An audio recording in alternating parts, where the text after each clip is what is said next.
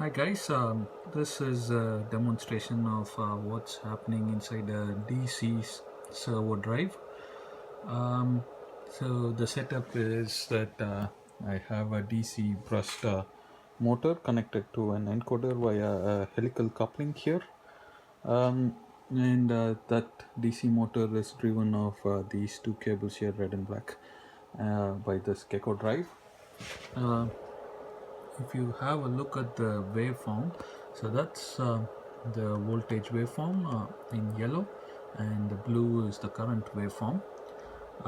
You see there's that spike there, just to keep it alternating. I'll zoom into it. As you will see that it's a 20 kilohertz wave, and with a 50% duty cycle to maintain the current, so it charges and discharges as seen here. I'm just taking the on pulse width, so it's showing 40 kilohertz. Now when it's maintaining the current, as I said, it has 50% duty cycle, and now if it wants to increase the current, as you would see it's happening here, it actually decreases the off cycle and increases the on pulse width. So as you would see, until here it's still matching with these two lines, the cursors there. Now if I move it, it's still maintaining 50% duty cycle, still 50% duty cycle,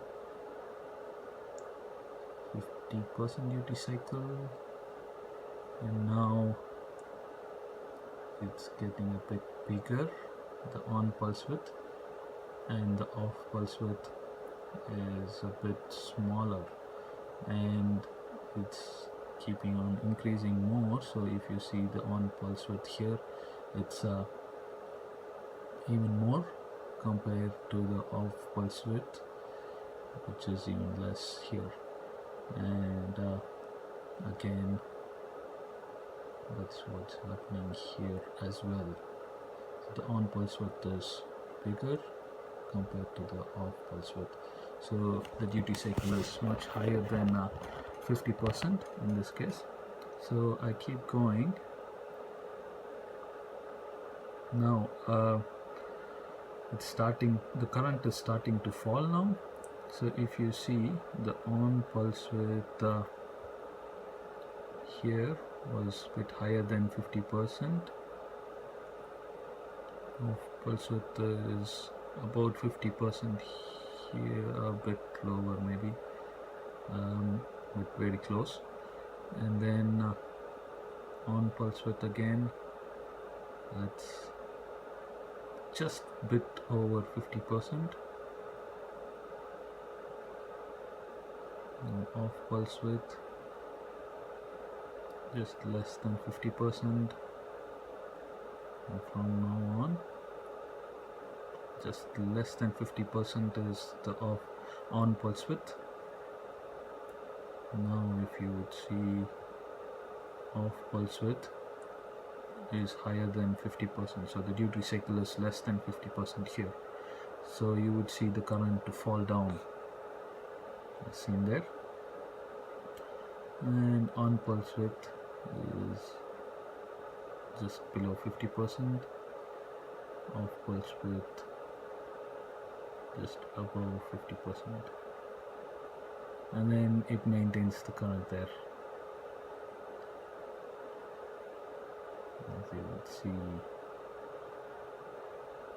So I'll zoom out again, and I'll take you to the place where it's falling down considerably.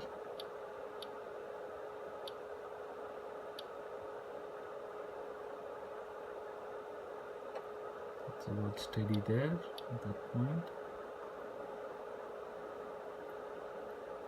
50% was 50%. Now it's starting to fall there. Let's see.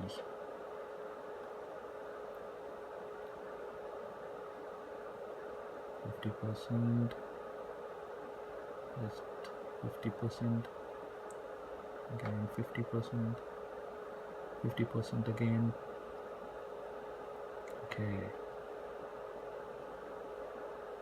about 50%. I would say just a bit higher than 50% is the off pulse width.